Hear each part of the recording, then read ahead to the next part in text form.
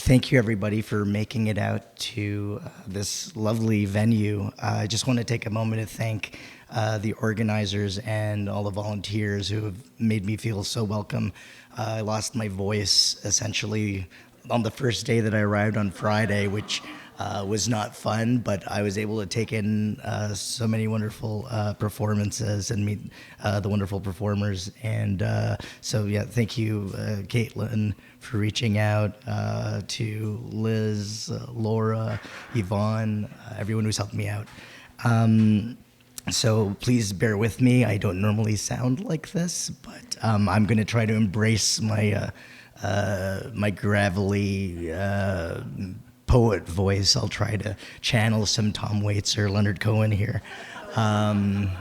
So I'll be reading from Rabbit Punch, Blackbird's my most recent collection, and a couple of pieces from my forthcoming book, which will be coming in the spring of 2020. It should be launched at the Blue Metropolis Festival around, I think it's May. So keep your eyes open for that. And since this is a poetry festival, I'm going to start with a poetry poem. And the epigraph is, "There is no happiness like mine. I have been eating poetry." And that's from Mark Strand's poem, Eating Poetry. And the title is called "The Disease is Its Remedy." I have crumbs around the corner of my mouth. I am a man of Herculean appetites. I eat poetry like potato chips. I have been told to vary my diet. You should indulge in more food groups, they say. Too much of one thing will give you a stomach ache. But I have a unique condition. I am prescribed to eat poetry for the rest of my days. Do not cry for me. It is a happy ailment. I will round up other ink-blot hearts who have a taste for salt. We will pass around books, licking them. We will whinny and stomp with joy. This poem has been laced with MSG. The bag is done. I can't eat just one. Thanks. So for those of you who are here for the reading yesterday at the Durham Art Gallery, Ruth read a wonderful poems that touched on fairy tales, and I have a fairy tale poem, a few of them in Rabbit Punch, but this one is titled Hansel and Gretel, and it's a bit of a twist on the story. Mother, oh, sorry about that. Somebody said, okay, I can say that I'm embracing like my second puberty here. Okay, let's try that one again. Hansel and Gretel. Mother and father warned us not to go beyond the valley. We went searching for you deep in the woods. We were coaxed by promises of peppermint, floss, doom. The thought of catching a glimpse of your fingernails excited and scared us. We were ready to die for love. We heard your voice calling us despite all the wind machines. We couldn't stop ourselves from stumbling through the brambles, scraped knees, wet socks, burrs wedged in our hair, dandelions like jellyfish swarming our ankles. We heard the muffled screech of an owl somewhere far away. At long last, love in all its glory.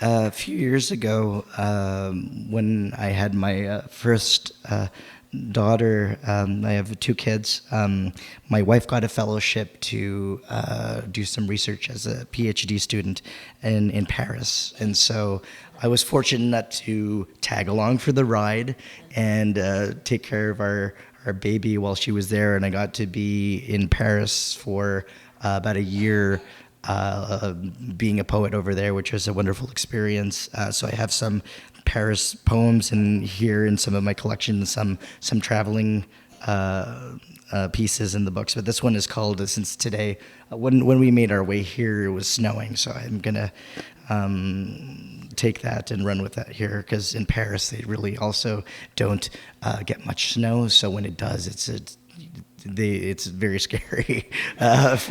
Umbrellas come out, and it's okay, so it is snowing in Paris. Charcoal roasted chestnuts glow, incandescent bulbs about to explode. Wayward snowflakes rip the heavens like meteors. Parisians whip open their umbrellas, force fields to keep meteors at bay. The snow is terrible, but nothing like back home, where cold locks your soul in a vice. I store my soul in a fur-lined case in the boreal forests of Canada.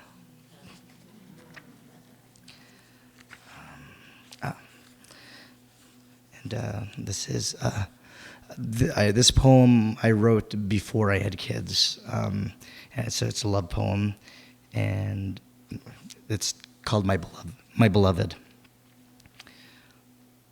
I need you as a seahorse needs the briny sea in which it lives.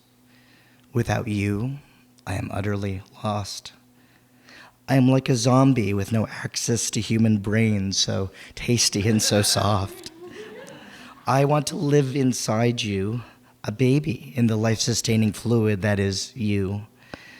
I need you like a chocoholic craves a fix of chocohol. We need each other like politicians need pundits and celebrities need paparazzi. We are like Batman and Robin, Mary-Kate and Ashley, Black and Decker. Our love cannot be measured or explained by modern science. Our love is the Loch Ness Monster. We will travel the world and taste every exotic potato chip flavor known to man.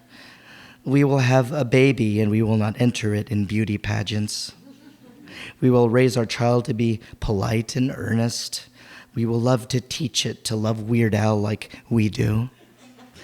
And when the time comes to discuss the birds and the bees, I will do my best to clarify that birds do not have sex with bees. Our darling child will in time leave home, find its own beloved to need, and we will grow old together, and I shall wear the bottoms of my trousers rolled. Thank you.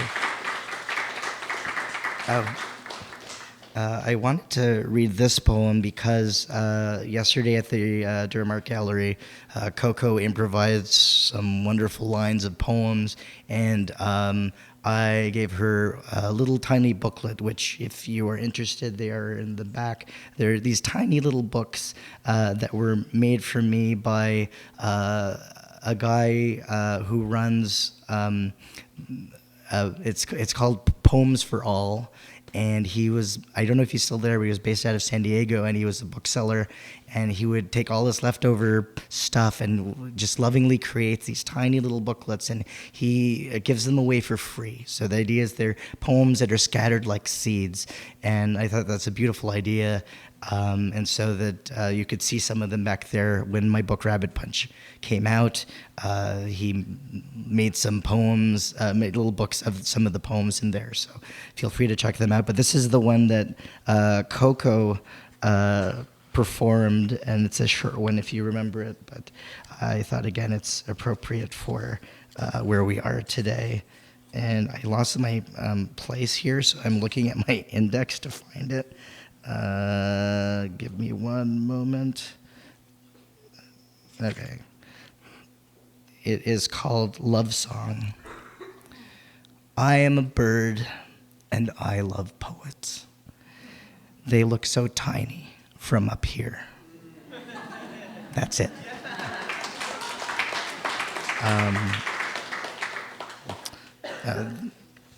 This last poem from this collection that I'll read is after seeing John Ashbery, the late great poet, perform, and he made this poem out of movie title. So each line was a movie title, and this is my attempt at doing that. So each line is from the line of title of a movie. and it's titled We the Wild Bunch. We knock around guys. We shut up and sing. We big fish. We take the lead. We hustle and flow. We bring it on. We compañeros. We walking tall. We kids in America. We American outlaws. We bomb the system. We starship troopers. We strangers with candy. We far from heaven. We curious, George. We wordplay. We pulp fiction. We stranger than fiction. We analyze this. We get smart. We in the realms of the unreal. We reign over me. We duel in the sun. We get rich or die trying. We walk the line. We crash. We war dance. We ask the dust. We broken flowers. We secondhand lions. We city of ghosts. We touching the void. Thank you. And so Blackbirds, which came out in 2018, is a bit of different in tone than Rabbit Punch. I started exploring my background and identity a little bit more, being a father. So I touched on that there, but I felt like I explored, my speakers are a lot more closer to me than in the previous collections. I started talking about how I was adopted at a young age. My birth parents are from Cambodia. They were refugees from there, but I was born in Montreal after they had come from after the killing fields. So my parents that raised me are Spanish and Portuguese, and so that's why Santos is my last name. But I have, I think, a very interesting combination of backgrounds because I love Spanish and Portuguese food is my home cooking for me. And over the past few years, I've been exploring my Cambodian ancestry, so this book kind of touches on that. Siem Reap, Cambodia. Before stepping into a taxi, a young girl struggles to take the city with her. Warm, sticky air bathing the street market, comforting scent of fragrant rice, pungent odor of dry fish, raw flesh hung on butcher's hooks, squawking of chickens in rusty wire prisons, crescendo of rickshaws, scooters, bicycles, the city she will no longer call home. As she speeds away, the city recedes into memory, as does the rolling countryside, once dotted by women tending to the paddies, children splashing among water buffalo. Now, echoes of distant missiles pierce her memories. Murders of crows dive into reddened fields. The faces of Angkor watch sadly as their city crumbles, as another one of their children flees, taking nothing with her but me, gently growing inside. Thank you.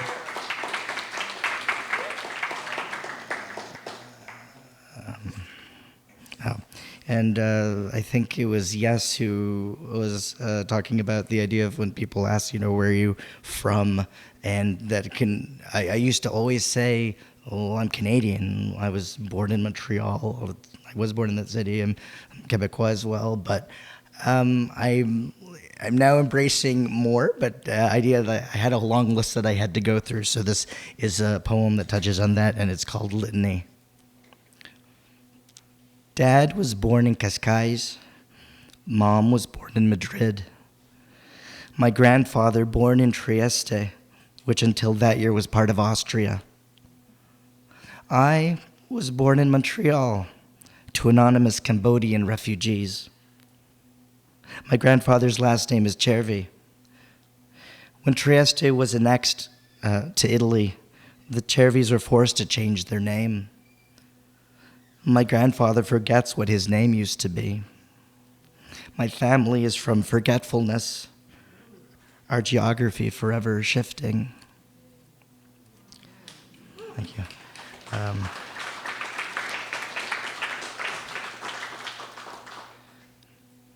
Our blood spans continents.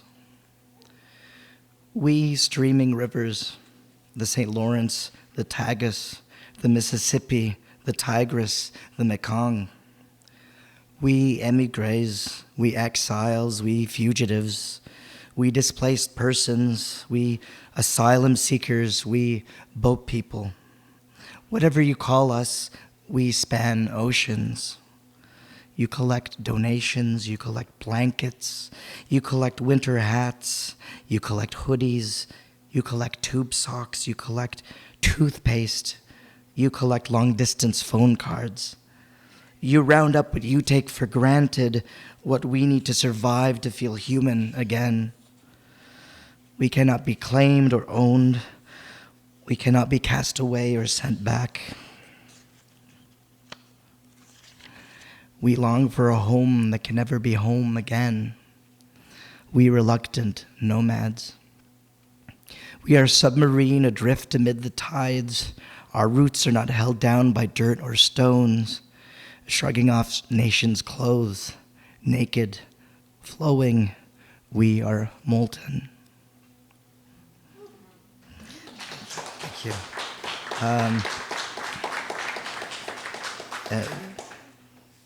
To lighten things up a little bit, I don't do a lot of rhymes in my poems, but I had a kind of prompt that I did for myself to just try to find the strangest words for rhyming and kind of go with that.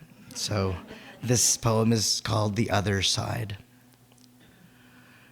Deaths in the evening, births in the morning. Homely are the tuxedos for family mourning. I'll always remember when you touched my heart. It was gelatinous and smelled vaguely of René Descartes. I'm glad I disassembled you and put you back together. I bought the turkey dinner made from imitation leather. Where's a rotten egg when you need one? I know of a metaphysical preacher named Dunn. It is not a cactus or a cheese curd or a shroud. Look through the telescope. It's the large Magellanic cloud. Let us raise our flamethrowers in celebration. I have joined the National Aeronautics and Space Administration. Thank you. Do I have time for a couple more poems? Who am I looking at? Yeah, all right. Thank you. So I'm going to use it from here because this is from my forthcoming collection, Ghostface. And I think Blackbirds was this gateway for me to kind of explore some of those family poems more. I had held a lot of them aside for years, and I felt based on how the book was received that it gave me the okay to keep going. So that collection touches even more on my family background, touches on the death of my father when I was a teenager, and just let me feel okay to write these things. But in this case, I'm just going to read one where I had mentioned that I'm just starting to explore my Cambodian ancestry, and I went to a Buddhist temple for the first time last year, and it was just an eye-opening experience. And then this is a story that just walking along the street, there was a Buddhist monk who came up to me and gave me a bracelet, and I'm wearing it here. So that's what the poem is mentioning in here. And I wrote this while listening to a recording of Allen Ginsberg reading Angkor Wat. So I thought this was a fun experiment. Work smoothly, lifetime peace. Looking up at our skyscrapers of elephantine bigness, I was walking in downtown Montreal on St. Catherine Street, feeling tiny, heading home after going to a dentist appointment, just a routine checkup and a cleaning, no cavities. My kids would be proud of me. I'm snaking through forever construction pylons, and suddenly I'm set upon by a Buddhist monk, his head shaved, of undeterminable age, could be mid-50s to 70s, I guess. I bow in politeness. He smiles, eyes crinkled, crow's feet. He points to a piece of paper. Peace, $20. I'm bewildered. Running on autopilot tells me to sign my name. I do. Greg. I signed to donate $20 for peace. One heck of a bargain for a lifetime of peace. I feel heavy like a stone statue, feet planted to the concrete. In a swift serpentine movement and with a quick smile, the monk slips on a dark red cranberry-colored wooden bead bracelet smooth around my wrist. He hands me a golden ticket, goes on his merry monk way. I turn the amulet in my hand. On one side, an etching of Namaskunian Bodhisattva sitting on a lotus blossom, one hand raised up. Underneath, in rainbow Chinese lettering, Kai Guang Amulet. I flip the golden ticket amulet over. Work smooth. Lifetime peace. I get home and I look it up. Is this a legitimate Buddhist practice? It's got to be some kind of a scam. I find a New York Times article about it. I could have said no, just walked away. But what if? What if it's not? I show it to my wife and kids. They're polite, but wary.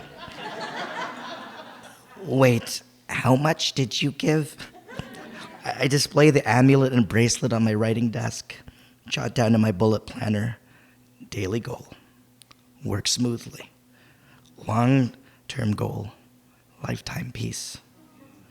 Scam or not, I'll take the surprise pep talk from my ancestors. And for my last poem, I just also wanted to, it touches on gratitude. So I just feel much gratitude for being able to be a part of this festival. I'm grateful that my voice held up okay for today because it was not so great the past couple of days. So grateful for that. And this is called Shall We Dance? The Mars Insight lander touched down on the Red Planet on November 26, 2018. I'm 37 years old. At the beginning of December, some space wind blows past a seismometer and is recorded by NASA to study Marsquakes. How odd it feels to write down that word.